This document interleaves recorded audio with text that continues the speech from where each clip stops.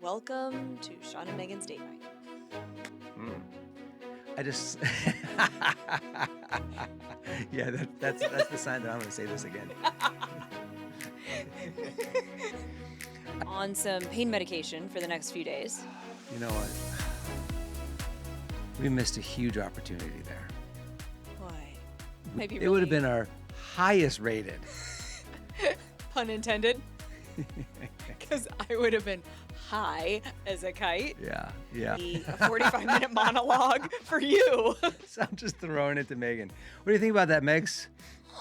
Yeah. Legend. Wait for it. I hope you're not lactose intolerant. Dairy. And that's it, folks. That's it. And we hit the high for snow cones. It'll be dry, but you might not be sober. Yeah, there's nothing better, though, than waking up at 2 a.m. at a gas station. Yeah, I got to say, I'm jonesing for a vacation. Oh. So I was just taking one for the team. Yep. Yeah. Again, I'm not a doctor. And Called Thump Thump Drag. what kind of so- short story were Yeah, you this reading? scarred me. I have no idea. Actually, remember when we saw that Longer wolf than spider? Remember when we had, Yeah, it was like 15 years old. it was like, and Uh-huh. it was probably my greatest parenting moment You did not. to date. You did not throw the child down. No, Insurance cards and spiders. Over the hill is no longer 40.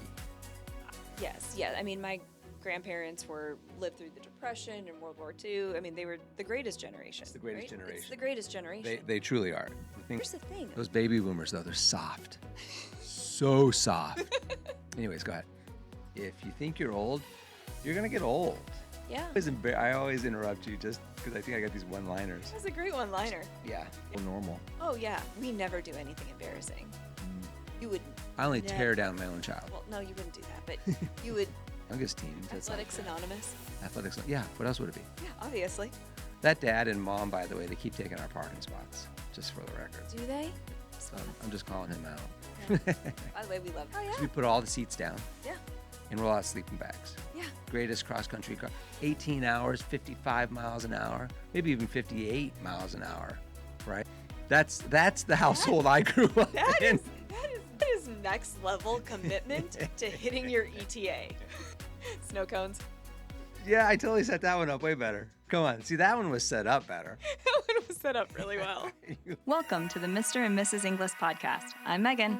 And I'm Shaen. We're here to talk about the wild ride of raising kids, growing careers, keeping life together in the middle of all the chaos. So buckle up, because we're all in this crazy journey together. Wow. That's fantastic. You know. We're killing it tonight. Talk about a productive night. Yeah, we're just jumping right into this, right? We're We really are. productive night. We're like, you know what we should do? We should record Mr. and Mrs. We should record Mr. and Mrs. Why? Because it's a Wednesday night, Yeah. and tomorrow night we've got soccer practice, track practice, and soccer practice. Yeah. And then Friday, I have surgery, so we can just assume I'm going to be on some pain medication for the next few days. you know what? We missed a huge opportunity there. Why? We should have recorded this while you were on pain meds on Friday after your surgery. Yeah, but do we really want that? Do I? I guess maybe everyone else might be really... It would have been our highest rated. Pun intended. Because I would have been high as a kite. Yeah. Still, whatever. We really missed an opportunity there. You missed an opportunity there. Bring the best Yeah, to the people. to the people. And I would have to be, I would be the one being sacrificed to give everyone else enjoyment. The reality is, though, I don't know that I would be able to get into the studio. Oh, yeah, we could do it. We'd be coming from a lounge chair or... What would be great, I'll call the studio and see if we've got in the budget something where we could just do one of those roll-in hospital beds right here for you. So you could be sitting in a hospital bed, propped up, IVs, the whole thing. Maybe we could have a nurse come in and check on you during. Yeah. That'd be great. That would be that would be taking one for the team. Be great. And who knows if I'd say something funny or maybe I would just sleep through the whole thing. So it might just be a 45-minute monologue for you. So I'm just throwing it to Megan. What do you think about that, Megs? Just, yeah. Silence. Breathing. Yeah. And there you have it. And there you have it. That Nice. is, yeah. So, All right. Well, then maybe it is a good idea that we did it tonight because it's all the time we have. it's all the time we have. I mean, it's a busy schedule. So, but here's the thing. The chaos train. It just It's the keeps chaos going. train. But here's the thing. This is something we've talked about over the last couple weeks as we unpack Mr. and Mrs. and we try to talk about what are we doing well, what are we not. And I was like, honestly, I truly feel like, at least for me, it is like a date night. I love the hour that we spend recording every week. Yeah. Because I feel like it's just uninterrupted time with you. And I mean, I guess all the listeners then get a sneak peek at what we talk about on date night. Yeah. Yeah. It really is. It is. I was talking to somebody that listens to the show. I don't know, yesterday maybe it was, or 2 days ago. I don't know when it was, but they were just saying, it's just, they enjoy it because it's just like they're sitting at the table, like you said, just kind of having a conversation with two buddies. Right. And I was saying, like, that's what Smartless is all about. Other than there's celebrities who, have their own private jets and PJs, as they're called in business. Yeah. Well, we have fallen far short of that. I have PJs. Well, not really. I don't have PJs. Yeah, but your PJs stand for pajamas. Yeah, that's right. Well, that's what yeah. Exactly. Yeah. But I actually don't even have that either. So. TMI, folks. TMI. So, I mean, I would wear like sweats, right, around the house. I don't wear PJs around Oh, the house. yeah. You are not walking around in like the silk pajamas that have the button and You're not Hugh Hefnering it. For sure, most people. Or Barney. Is his name Barney from How I Met Your Mother? Oh, yeah. I was thinking the big purple dinosaur. Oh, yeah. There's that Barney too. Yeah. Yeah. Pretty, To my knowledge, he pretty does nostalgic. not wear PJs either.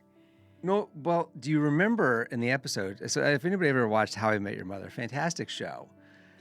But I've got a buddy that lives in Colorado, and he used to wear suits everywhere, and we work together, but we're buddies. Yeah. And he wore suits everywhere, like even when like you should be wearing jeans and we're just hanging out.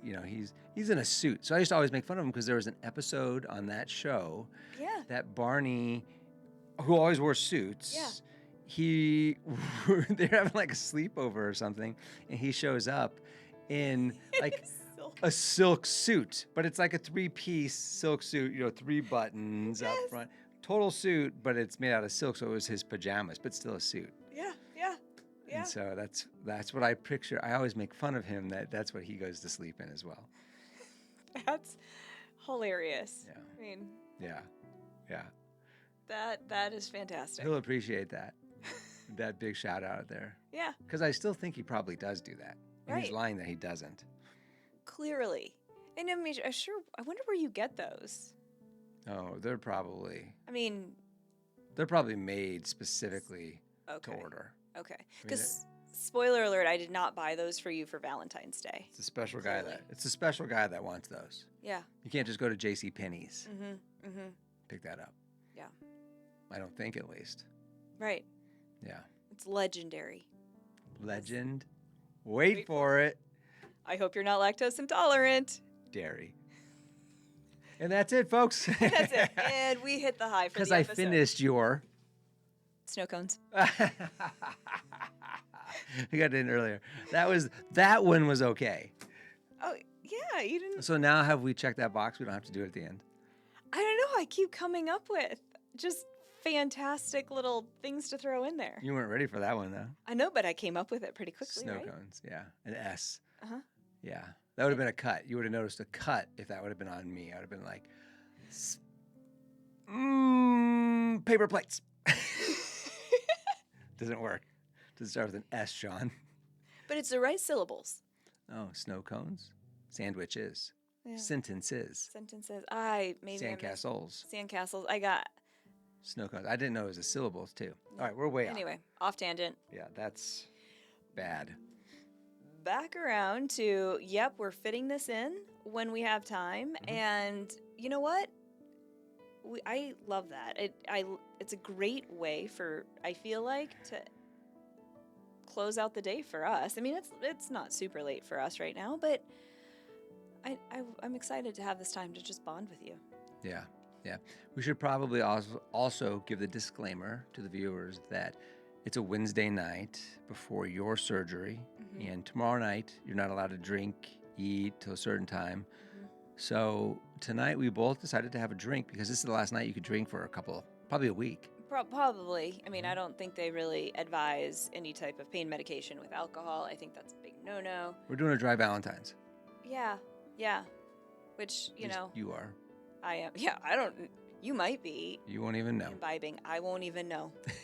Actually, well, It might be. it'll be dry, but you might not be sober.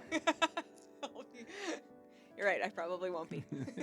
And that's not fair, so I probably will be drinking then Right. too. You'll probably need to after like single parenting.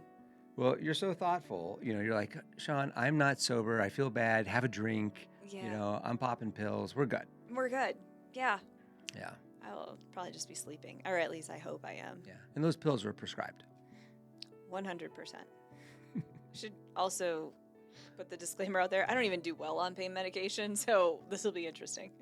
Well, that's a good point. I mean, you've had surgery how many times before? Once? Just once. Yep. Yeah. And how did you do on pain medication that time? I was violently ill after surgery. So that's something to look forward to. Yep. And the post-op, I remember, tossing my cookies. I don't remember much, but I remember that part.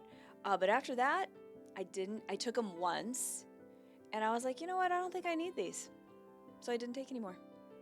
So it was just like, I don't feel great with them on, or with taking them, so I decided not to. The pain wasn't so bad. Yeah. I was like, I can take some Advil or something like that. So I think this is a little more extensive than the last one. So Probably so. we'll see. Yeah. We still don't even know if it's just going to be arthroscopic or if they're going to have to actually open it up. I mean, they tell you, from what we've been told, right, is just it'll start arthroscopic. Yep.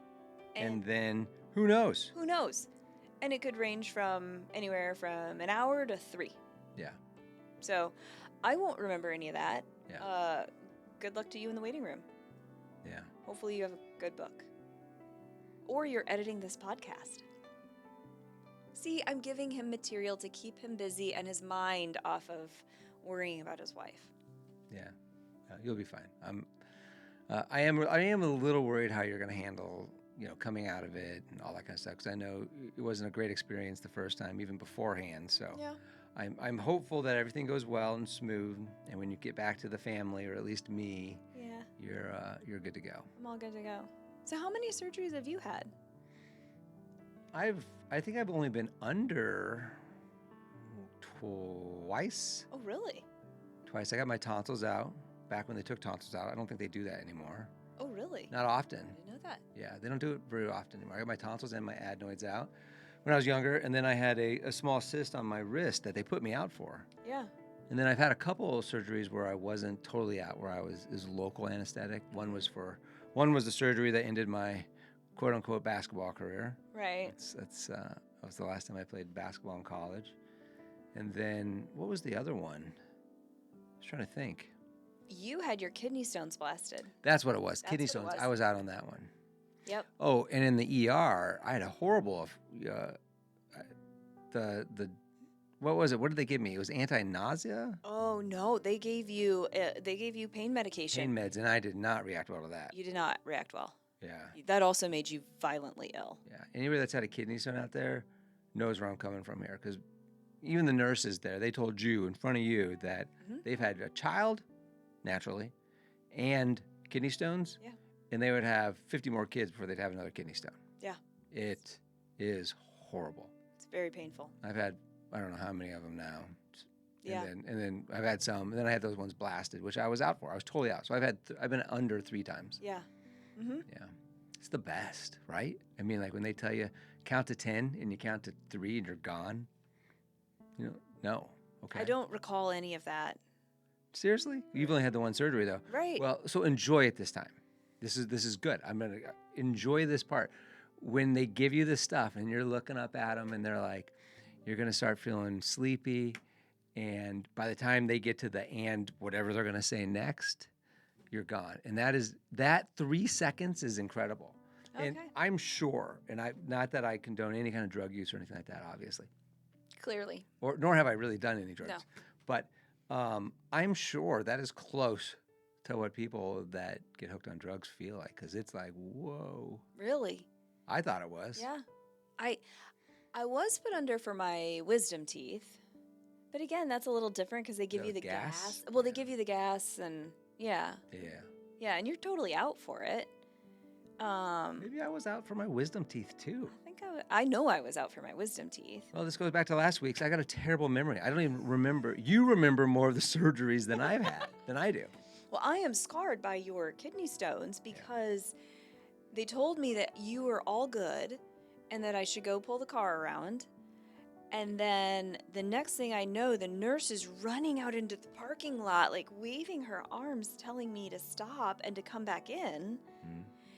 And she let me come back there with you, and you were literally just writhing in pain on the bed.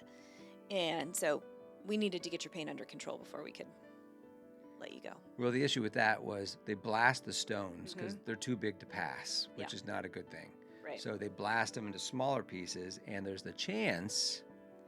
Generally, they just stay. At that point, they're still in your kidney. They have to trickle down into your bladder, and then you pass them in your bladder. But the painful part is kidney to the bladder. Yeah. When it trickles down through, I can't remember what the anatomy is called there, but that's the excruciating pain part. Right. That can last. Last time I had it, it was days. Days. And when you haven't blasted, there's always the chance that one might actually pass at that moment. Right. And that's what happened. Yep. And they couldn't give me any pain medication, as I recall, because I was coming off the anesthetic from the surgery. Yep. So I was just taking one for the team. Yep. Yeah. I remember that. That's scarred in my memory, and I'm sure it is you. I think that's a family thing. I know there's people in my family that have had that. It's kind of, I don't know if it's, clearly it's genetic. It is genetic. Yeah. I am not a geneticist or a doctor, but it's also dietary, but I think it's strongly genetic because I know people in my family have had it. Yeah. Yeah. And we watch out. We actually watch what our kids eat because of it, because your diet can influence it, especially if you are genetically predisposed. Yep. So we actually try to limit certain things for our kids. Yep. And encourage other things, like lemonade's a good thing in our house and other type of acidic things to help with that. Potentially dissolve any. Yeah. Less soda. I think that was actually, once you started with kidney stones, you really cut down soda intake. Not that you had a lot, but I mean, you hardly ever drink soda now. Yeah. Yeah, I've never been a big soda drinker, but I don't know if kidney stones had anything to do with that. Maybe it did. I don't really. Again, I don't remember. I recall them saying that was one of the things. Yeah. Again, I'm not a doctor, and maybe I'm misremembering that. Yeah. But I don't know what it is. Yeah. So I can learn from, you seem like an old pro at these surgeries. Yeah, that's right. I've been through it. You got it. You'll have this handled. Just don't get sick beforehand and don't get sick afterwards. You'll be fine. Yeah. Yeah. And enjoy when you go under. Enjoy seconds 1, 2, and 3 of 10. You'll love it. Everybody else out there that's had one knows what I'm talking about.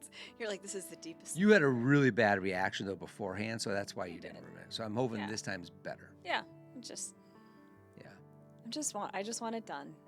I want to get back to. I know, and start the whole process of rehab and. Yeah, I'm actually looking forward to going to rehab because that means I've made progress. Yeah. I know that sounds a little weird, but I mean, I hurt my knee December 22nd, and it's middle of February, and I'm like, I am done with this. It doesn't. 2 months later, by the time this airs. Yeah.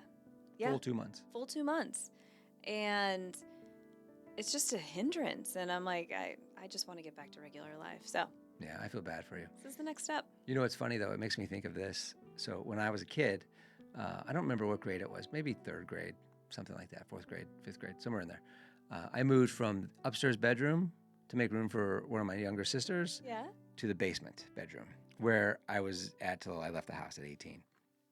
And in this basement bedroom at that young age, It was downstairs. It was finished basement, so it was fine. Nice little room there. But, you know, an imaginative mind at that point in time, you know, certain shadows are being cast, and, you know, the houses always make weird settling noises. I read in Boy Scouts. So at some point in time, somebody read me a short story called Thump Thump Drag. And I'm sure one of my parents has this book still. Oh, I'm sure. Because it was like a short story in one of these books.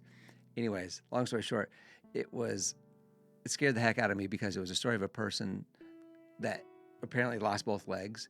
And they like to, I don't even remember the story anymore. They were like a killer or whatever it was. But everybody could hear them coming because they didn't have legs. It would be them thump, thump, drag. So they'd put a hand down, and then drag their body.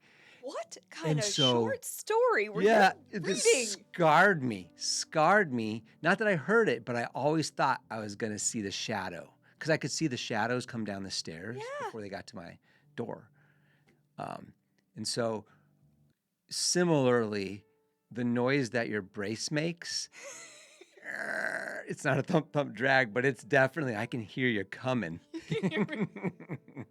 So I'm excited for you to not have to deal with that anymore because, you know, but when you're on the crutches, it is the little, you know what I mean? There's a lot of noise with your movements these days. I know. And man, I'm so glad that I could remind you of a traumatizing childhood memory. That's horrible. Yeah, isn't that funny? And I'm really sorry about that. No, it's funny. It's good. You're making it better for me. It's like, what is it called? Exposure? Oh, aversion therapy. Aversion therapy. Yeah. Yeah. I am your aversion therapy. Yeah. Yeah. Yeah. So as long as you don't start throwing spiders on me now, I'll be all right. Well, I don't like spiders either. So. Yeah. Well, that's one aversion therapy I will not participate in. Yeah. Avoid that at all costs. At all costs. Yeah. Yeah. By the way, did you ever kill the spider in our daughter's bathroom? I looked for it. I couldn't find it. Oh, has she slept since then? Because so our daughter saw a spider in the bathroom and she tried to kill it, but it got away. And so instead of looking for it, she decided to close her bathroom door, put a towel under the door so that it couldn't, you know, come out of the gap at the bottom, and then just went to bed and then was like, hey, everybody, I need you to kill the spider in my bathroom. A day later. A day later. Yeah. So she hadn't used her bathroom because she was too scared to go in there because of the spider. I did. I looked at it. I looked at 80% of the bathroom. I couldn't find it. And I mean, it could have been hiding somewhere. But the way I think I got away with it was, honey, spiders can fit through all kinds of little cracks. So it probably already crawled out through the towel and it's on its way wherever it wanted to go.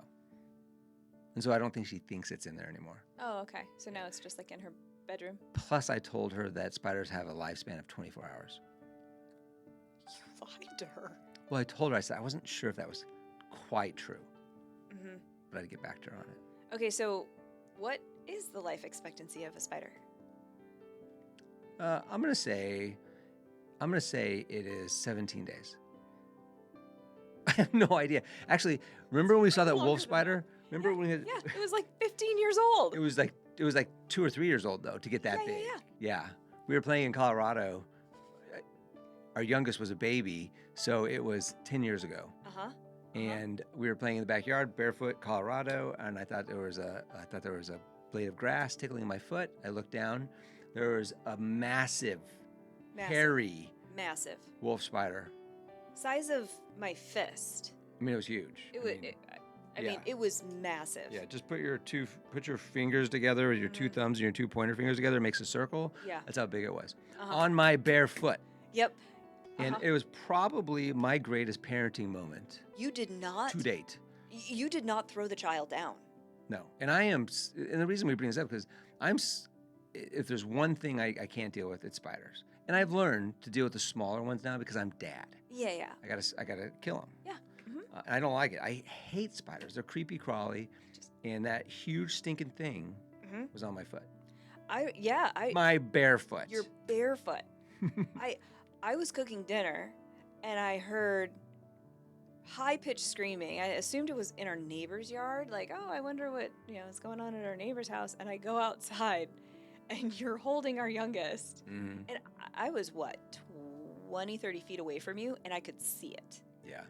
Oh, yeah, it was huge. It was huge. Yeah. And, yeah, you did not throw the baby down or anything, and you killed it. You're very,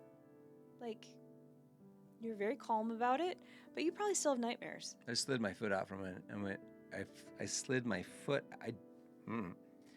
I just, yeah, that's the sign that I'm going to say this again. I slid my foot out from it, and then I went and got a shovel. And maybe I think I had to run over it with a car because it was huge. And it was like a boom boom as you drove over it. Yeah, like 15 times. Just to make sure. And that picture we still have, and it shows up on our Alexa every now and again, and it creeps me out every time. She likes that picture. She likes that picture. Of all the pictures, 15,000 pictures she could choose from, that dead spider, mutant, comes up all the time. Yeah. It was like a Men in Black spider. Yes, it was. So between that and like the pictures of our insurance cards also show up all the time. And those, yeah, like, that's right. I mean, all the thousands and thousands of pictures we have of our babies growing up, of us taking fun vacations. Yeah. No. Insurance cards and spiders. Insurance cards and spiders. Yeah. I don't know. That's right. AI's taking over, and if that's an indication of where it's going, it does freak me out a little bit because those are the things I don't care to see all the time. That's what memories are made of. It is a great story, though. I do look back on. I vividly remember that night. It was a beautiful evening. It was fantastic. It really was. Ruined by a spider. Ruined by a mutant giant spider. Yeah, but our oldest, he is the one, and I would say of all the kids, so clearly our daughter does not like spiders, so she gets that aversion from you and I, like she does not like them. Our oldest is a champ about it, though. He'll help you. Yeah. There's been times when he's had to kill a big one.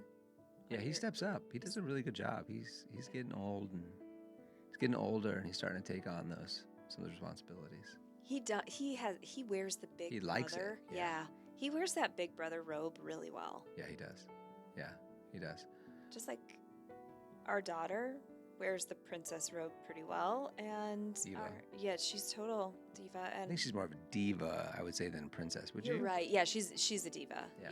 You're right. She's not princess. She's just diva. But still a likable diva. Oh yeah. I would say she hasn't crossed over to the unlikable diva. Not yet. Yeah. No. Hopefully that doesn't come. Yeah, parenting. Good parenting is going to make sure that doesn't happen. Yeah. And she can turn on the drama, but she's still good. Yeah. And our youngest wears that robe really well too. He's the baby. He's the baby, and birth order really does matter. In that one, it does. Some people don't believe in it, but I think there's something to it in a lot of cases. It's been our experience. That it's pretty spot on. Hey, that's what you could. That's another one of the names for this podcast. Yeah. It's been our experience. It's been our experience. Yeah. What was the one that you had last week? That was pretty funny too. #relatable. There it is. Yeah, that one's better, but. Yeah, it's true. Because everyone is different. Yeah. So, anyway, well, I mean, going back to birth order, you're the oldest in your family. Yep. And you are the oldest who, by the time this podcast airs, will have celebrated another birthday. Yep. And how is that feeling for you? Hey, the sands of time, they keep falling. So, it's weird. It is weird. I mean, growing up's great, right? Because life does get better because you're just, once you get to a certain point, you kind of can slow down, smell the roses, even though it's crazy. Mm-hmm. But, it is weird knowing that I'm on the downhill side of life. And I'm not trying to be morbid to that, but I'm a realistic person to a fault, right? I mean, and I know that. And it is weird to think, if you double my lifetime, I'm in my late 90s, which, I got to live a pretty good life to make it there, which means I'm on the downhill side of my life, even though I want to be over 100, as long as I'm healthy. Yeah. As long as I'm healthy. Yeah. But you bring it up because we talked about it. It's interesting because when we all grew up, it was a big deal when our parents turned 40. It was over the hill. Yes. Over the hill was 40. Everybody was, we'd had parties. You know, where everybody dressed up old and, you know, dyed their hair gray or put gray in their hair and pillows in their shirts and stuff. They're old, you know. 40 was so old then. It was. And we touched on it last week, and I don't think 40 is that old. Like, I feel like I was young at 40. Now that I'm almost 48. I turned 48 in 3 days, 4 days, whatever it is. Right. And I don't feel 48. I don't even close to feel near 50. So I think over the hill is no longer 40. I don't think it is either. Yeah. Is it more like 50 or 55, 60? What is the age then that's over the hill? I don't know. I think it's closer to 60 Yeah. than it is 50. Yeah. I mean, I am turning the page. Yeah. Don't get me wrong. I can tell things are changing in life, you know, as far as getting older. But I do think, you know, back in the 60s, 70s, and 80s, Yeah. it was just a different generation. Right. I guess life expectancy wasn't as long as it is now. Mm-hmm. But B, you know, you turn 40 or 45, I feel like people thought it was their birthright and the correct thing to just start being old at that point. Yeah. Right? Like, you start wearing your jeans higher, Yeah. right? Yeah. Uh-huh. You start wearing black socks Yep, with your shorts. Mhm. everywhere. Mhm. You wear a button up everywhere. Everywhere. You know, and it's just what you're supposed to do. That's just what you did when you were over 40. You just started acting old Right. and apparently dressing old. Yeah. Yeah. And I just don't think that's where our generation's at. I agree. And what's interesting, I think back, I have a picture of me as a baby, and you see my parents and two of my grandparents. And my grandparents must only be between 50 and 55. I mean, Yeah. I And they can't do look that. classic. They look classic grandparents. Classic old people from like the 40s, right? Yes. Yeah. And I'm like, I've seen the picture. you've seen the picture, and I love these pictures. They're dear to me, but they look like grandparents. And it's like, I mean, my grandmother in that picture is probably only 2 years older than you. Yeah, that's what I was saying. Maybe they lived they did live a harder life. We're blessed to be living in certain generations, right? Yes, yeah. I mean, my grandparents lived through the Depression and World War II. I mean, they were the greatest generation. It's the greatest right? generation. It's the greatest generation. They truly are. The things they went through was incredible. Yeah. But here's the thing. Those baby boomers, though, they're soft. So soft. Anyways, go ahead. Oh, that's pretty funny. But here's, I think, and my grandmother would say this when we were talking to her. I will never forget. She moved out of her house in her mid to late 90s, right? Lived independently in her own house. And we went to visit her. She was. And this is the same grandmother that looked old in these pictures as she's holding me. And she looked at us at, 99, and she's talking to us, and she's like, you know, I really like it here. People are nice, but they're so old. Like, you're probably one of the older ones here. Yeah. And in her mind, she was not old. And Right. and she kept herself so young. Mm-hmm. Exactly. She definitely looked old. Yeah. I mean, Yeah. when Right. she was 50. You hit the nail on the head, though, right? Yeah, I think age is a mentality, it is. right? If you think you're old, you're gonna get old. Yeah. You know, it's a mindset there. You know, so I mean, if you think you're young, you want to stay young. I mean, my mom's, I think, a good. Oh, yeah. You know, your mom's even like Yeah. that too. I mean, they're both. Both my parents are, yeah. Yeah, where they just they haven't accepted the fact that they're 1 foot in the grave. I mean, they're done with life at this point. I'm just kidding, totally kidding. They think they probably think of themselves the same way we think of ourselves. Yeah. Right? Like, Uh-huh. I'm still young. I'm like, I'm still 40. Right. They probably still think they're still 45. That's exactly right. Yeah. I'm sure they do. And I think And they act like it. And they act like it. Yeah. Right? It's embarrassing.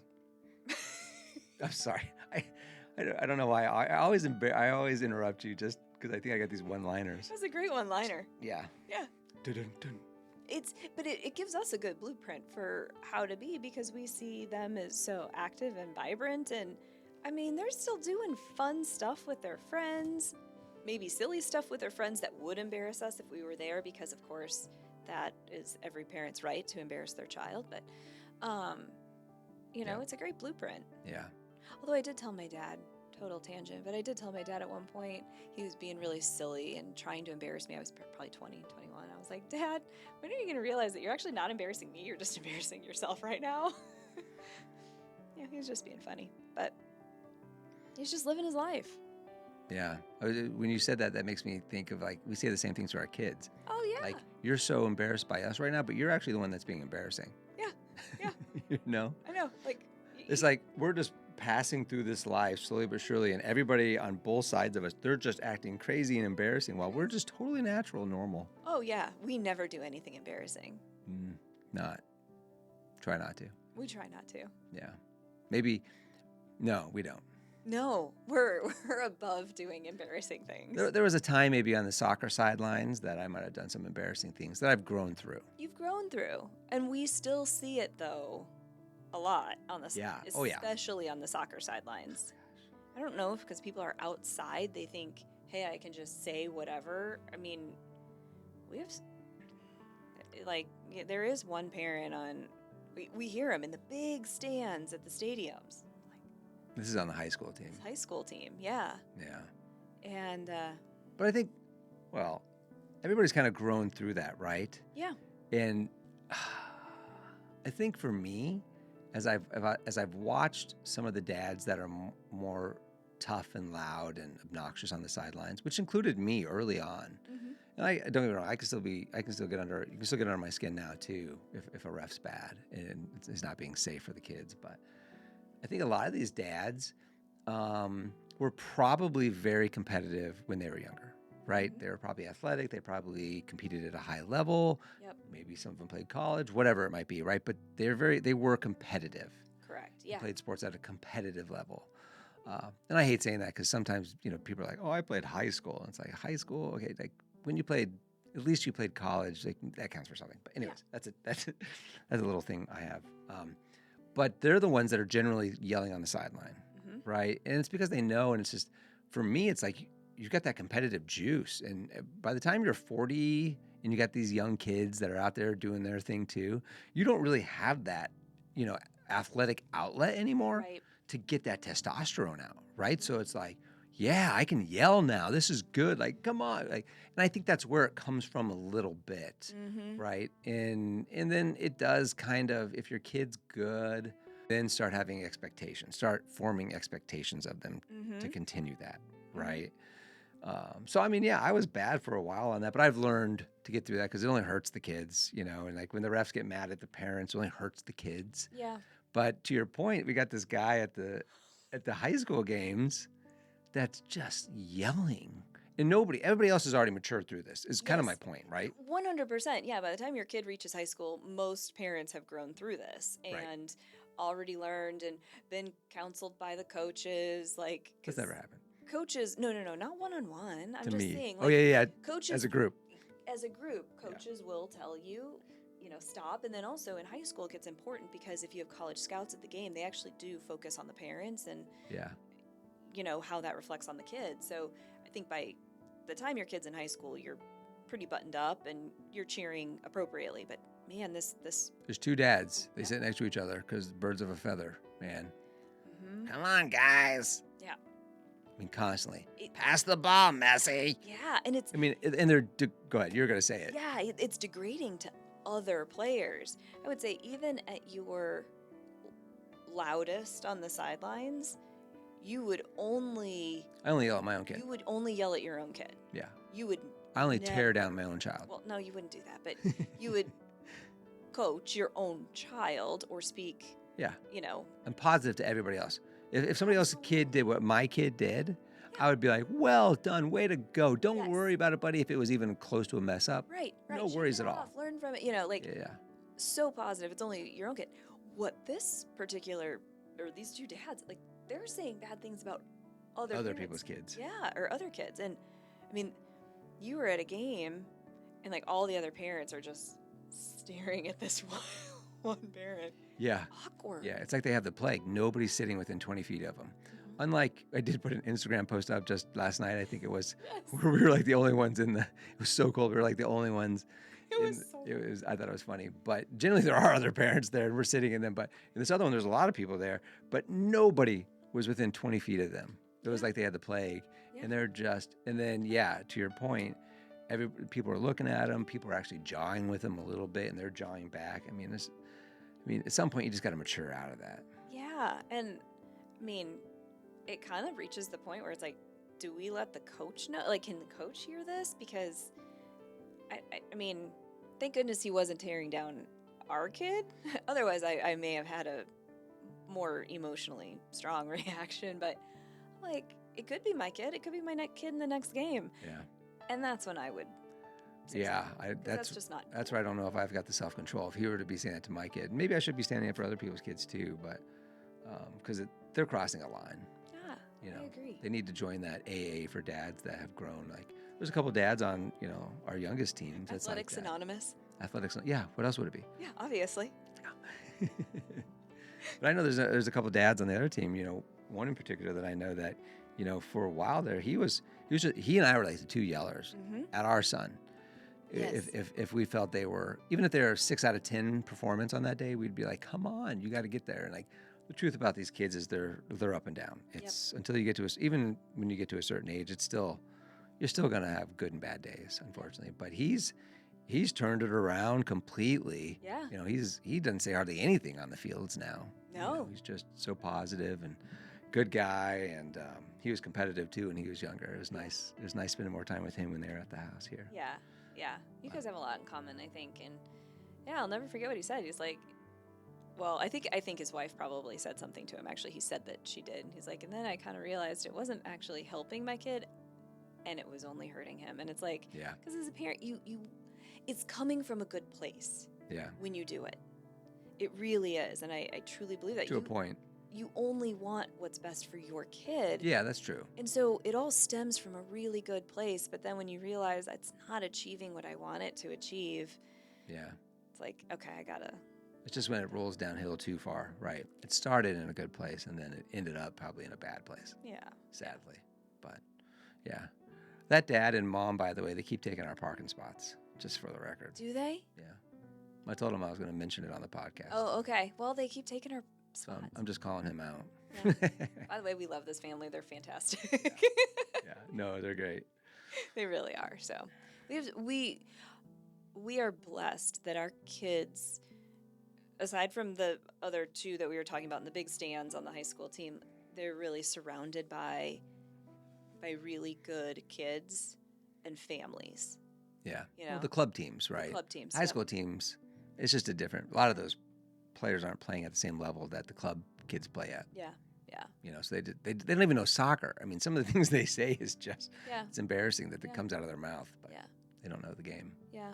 But one of the things that I think is really cool about what I've seen from like a high school soccer standpoint is that those have become our oldest good friends. It's harder on club teams. You have those good friends, but you're not going to school with them most of the time because the club teams that, they're drawing kids from all over, in our case, the Metroplex. So you could have someone on your team who lives 45 minutes to an hour away from you. So it's not like you can necessarily get together really easily on a night to hang out or anything like that. And so for our oldest, at least, that high school team has become his core group of friends in high school, which is really good to see. I like that. Yeah. Most of them are like old upperclassmen though, because there's only a handful of freshmen on that team. Yeah. So that's interesting. What we're now discovering is that new era of, hey, everybody's jumping in so-and-so's car and going somewhere to get food. And our oldest really hasn't had an allowance up to this point, so he's like, hey, can I get, $13 today to go, eat at, get some chicken, and I need $10 for donuts for breakfast. But that doesn't bother me as much because, he will get an allowance at some point that's consistent. He needs to learn to, how to use money and be responsible and all that kind of stuff. Yeah. But I'm not comfortable yet not knowing the kids that are driving him around. Like, I want to be able to look at the kid and say, hey, you've got my son in his life. in your hands. Yeah. Mm-hmm. You need to drive safe when my son's in your car. If I don't know those people and I want to look at them in the eye, it's a little bit like the shotgun, in my arm, in my hand when the boyfriend comes over for our middle. Right. You know what I mean? Like, I want to make sure it's safe. So that's a little uncomfortable right now. Yeah. Well, I did talk to him about that last night, actually, on the way home. Oh, good. And I reiterated to him that on Friday he needs to introduce you. I won't be at the game, but he will need to introduce you to the kid that he's been getting rides with. Yeah. And so he's like, yep, I will. Okay. I already told him that that's what I was going to do. So Thank you for mentioning that. Yeah. And I did kind of like a whole grilling, like, oh, so are you guys wearing seatbelts in the car? He's like, yeah. He's like, I don't know about the other car that was going, but he's like, we were all wearing seatbelts. In fact, he told me the kid actually asked everyone to put their seatbelts on. Okay. He's like, I did anyway, but I figured that. I think it's pretty normal now for people to just automatically put a seatbelt on, right? I don't know. I don't recall the last time I was in a car and like, oh, I forgot my seatbelt. I don't know. I remember, we're old enough that, we're old enough to tell a lot of stories about how different things were when we were a kid. True. Oh, yeah. But not as old as your grandmother that you're speaking about that, used to drive a horse and buggy Yes. to town. Yeah. Like a horse-drawn 30 miles. wagon. Yeah. When And- she was like Or 6. Or your dad who remembers them putting coal in the fireplace to keep the kids warm. Yeah. That's just different. That's a different era. It's a different era.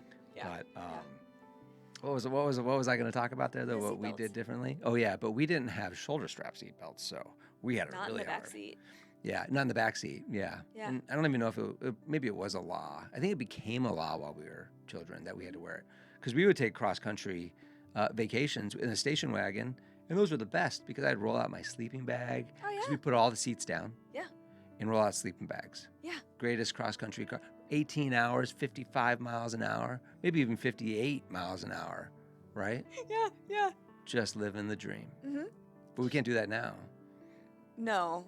So my whole point to that was I had a cousin at that point in time back in the late 80s, I think. She's older than me, lives in Illinois. And I remember her saying, like, I just don't want to put my seatbelt on. She's like, what if I crash and the car's on fire and I can't get out? And I was like, well, that's one way to think of it, I guess. I was 14 though, so I didn't have a good answer to come back. Like, that's a really good reason not to wear one. Okay. So to this day, I don't wear a seatbelt. Well, and that's just like a thing. And so yes, we did take a couple where we would roll out the seats or, put the seats down and sleep. But really by the time I was like 7 or 8, we didn't do that anymore, probably because we had a lot of kids and everyone needed a seatbelt. But my parents always made us wear seatbelts. And so from most of my memory, it truly was, okay, everyone buckle up. And so to me, I don't even think about it. It's not even like, oh gosh, I don't have my seatbelt on. That's the first thing I do every time I get in the I car. don't have the memory to recall that, but just going off the fact that my parents would not, when we do these 18-hour cross-country drives, they would not take the time to pull over, stop the car, put it in park on the side of the highway, and do a Chinese fire drill and switch drivers. They didn't do that. They put the car, actually, we added cruise control to the car. It didn't come with cruise control back then. So I remember they added cruise control, maybe just for this, but they'd put it on cruise control at, 58 miles an hour, whatever it was. And they would do a driver's switch in the front seat while one person's holding the wheel, the other one's climbing out of the driver's seat because it's a cruise control, and they're just steering it straight. Well, none of us are seatbelted in our sleeping bags in the back, so, I don't know. That's the household I grew up in. That is next level commitment to hitting your ETA. If Waze was around back then, Yeah. it was like you are a rock star. Yeah, you just made up 12 minutes. Arrival time. Wow. That's funny. How did you go to the how did you guys do restroom stops and stuff like that? Weren't allowed to. Windows. I'm just kidding. I don't. Oh, I was like, wow, with sisters, that's impressive. Yeah. I think the side of the road we had to do at that point in time. Oh, yeah. Okay. But if it wasn't around a bathroom break, I mean, that's what they would do. Oh, wow. Yeah. Maybe because you were all sleeping, too. They didn't want to wake you up. I don't know. It was 18 hours, so we weren't sleeping the whole time. Wow. Yeah. There was nothing better, though, than waking up at 2 a.m. at a gas station. Yeah. Just groggy under the lights in the dark. It was the best. Yeah. You guys took more cross-country things in the middle of the night than we did. We didn't do that. We just do it in one go. I mean, we probably drove about the same amount because we went Colorado to Michigan, or to Chicago and then Michigan, and then you'd come from Minneapolis down to Colorado. Colorado, yeah. We always stopped, though, in Grand Island, Nebraska. And there was a Holiday Inn there. And it was a real treat for us to stay at a hotel. Yeah. Well, I mean, with 5 kids, it's not like we fit in one hotel room. So it was always a treat. You guys had the free cash flow to do that, though. I think the economics might have been slightly different. Yeah. Maybe. So, I mean, it was fun. My parents didn't switch drivers driving on a highway. I think they would have pulled over. Although I don't ever remember my mom. If my dad was in the car, my dad was driving. So I don't know that they switched drivers. She never drove? Not on car trips with my dad. My dad did. Prima donna. I gotta cut that one. Prima donna? Can you say prima donna? Yeah. I'm just kidding. Yeah, he would do the driving. I'm surprised at that because she's kind of a take charge kind of woman. So I'm surprised that she. I don't recall my mom ever driving on a road trip. Yeah. He just gave her the stiff arm, huh? He just. I'm the man. I will drive this 19 hours straight. So my mom, I think, probably used that as. It was only 8 hours though. If you guys didn't drive it all the way, We didn't drive it all the way. Yeah. So it's not like someone needed to sleep. It was the middle of the night or anything like that. Yeah. But yeah. That makes sense. My mom probably thought like all the kids are buckled in. They're all safe. They're all entertained by their cassette tapes or their whatever they have, their books. So she probably just got like a little bit of time to decompress and read a book because she can read in the car. Which I don't blame her. With 5 kids, I probably would have wanted to do that too. Yeah. I think 3 is insane. Yeah. So. I'm glad that wasn't the expectation because I grew up with 4. You grew up with 5. Yeah. Those are busy households. Those are busy households. Yeah. But, I mean, road trips, like just speaking of road trips, I got to say, I'm jonesing for a vacation. You? Definitely. It feels like that when we lived in Chicago, right? It was just those gloomy gray days, and everybody would take like a January beach vacation just to get some sun. Yeah. And it's just cold down here. It is. And I mean, our kids keep looking at pictures of vacations. Like, can we go here? Can we go here? Man, I'm been talking about road trips, and it's like, oh, even that would be nice. We should talk about vacations on the next podcast. We should. Because we'll be closer to spring break, and who knows? Who knows? I might be feeling fantastic, and we could take a little spring break getaway or something. We'll be doing cartwheels by that time, so we'll be good. Certainly hope so. That's the plan. Certainly. Anyway, well, I you know what? For not having too much of an agenda, I think we've filled up quite a bit of time. Yeah. So we're nothing if not full of a lot of hot air. Right. And again, welcome to Shaen and Meghan's date night. Yeah. Let's go drink some wine. There you go. You did it again. You're always finishing my snow cones. Yeah, I totally set that one up way better. Come on. See, that one was set up better. That one was set up really well. You look like you're confused, though. I was like, well, do I go back to the one I used at the beginning of the episode? Do I? Yeah. See ya. Yeah.